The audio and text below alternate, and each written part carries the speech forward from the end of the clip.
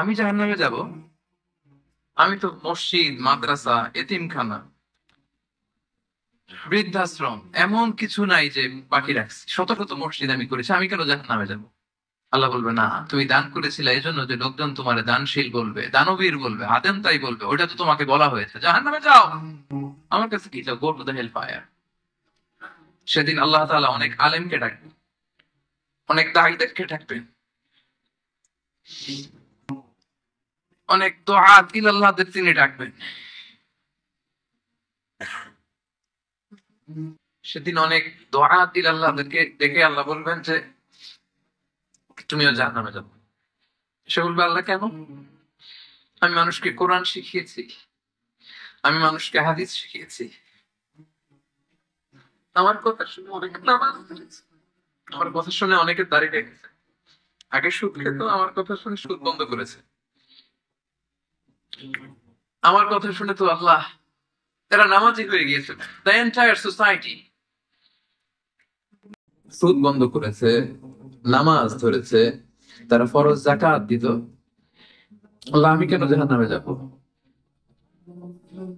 আল্লাহ বলবেন, তুমি এই দাওয়াতি কাজ করেছো, লোকজন তোমাকে বড় আলেম বলবে, লোকজন তোমাকে বড় সেলিব্রিটি বলবে, লোকজন তোমার নামে তাকবীর দিবে, তোমাকে বড় আলেম বলবে, বড় দাঈ বলবে। এটা তো বলা হতো তোমাকে দুনিয়াতে, আল্লামা বলে ডাকা হতো, পাহাড়ুল উলুম বলা হতো, জ্ঞানের সাগর। অনেক বড় দাড়ি, অনেক বড় সেলিব্রিটি তোমাকে বলা হতো এই দুনিয়া।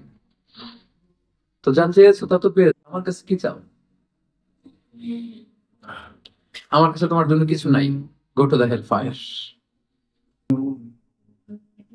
তুমিও জাহান্নামে যাবো। আল্লাহ ওইরকম আলেম হওয়া থেকে আমাদেরকে তুমি বাঁচাও, ওইরকম দাঈ হওয়া থেকে তুমি আমাদেরকে বাঁচাও। আল্লাহ লোক দেখানো মানসিকতা, এই সব থেকে আল্লাহ তুমি আমাদেরকে হেফাজত করো। তাহলে 4 নাম্বার যে রোগ আমরা চিনে ফেলছি না, এটার নাম কি? রিয়া। নামাজ পড়তেছি, মানুষ আমার এই বড় মুসল্লি বলে, হজ করে আসছি যেন আমার নামের আগে আলহাজ লাগায়, জাকাত দিচ্ছি, জাকাতের শাড়ি লুঙ্গি দানবীর শিল্পপতি এটা যেন বলে, জিহাদের ময়দানে গিয়েছি, ইসলামের জন্য মিছিল দিচ্ছি, যাতে মিডিয়াতে আমাকে সবার আগে দেখা যায়। আল্লাহ বলবে, go to the hell fire, জাহান্নামে যাও। এগুলো একটাও আমার জন্য করো নাই। তুমি যা চেয়েছিলে দুনিয়াতে তুমি সেটা পেয়েছো, আমার কাছে কি চাও? কিচ্ছু নাই আমার কাছে তোমার জন্য, যাও। আল্লাহ এরকম দানশীল হওয়া থেকে, এরকম আলেম হওয়া থেকে, এরকম বীরত্ব দেখানো থেকে আল্লাহ তুমি আমাদেরকে হেফাজত করো। আল্লাহ রিয়া থেকে আমাদের এই কলবটাকে তুমি মুক্ত করো।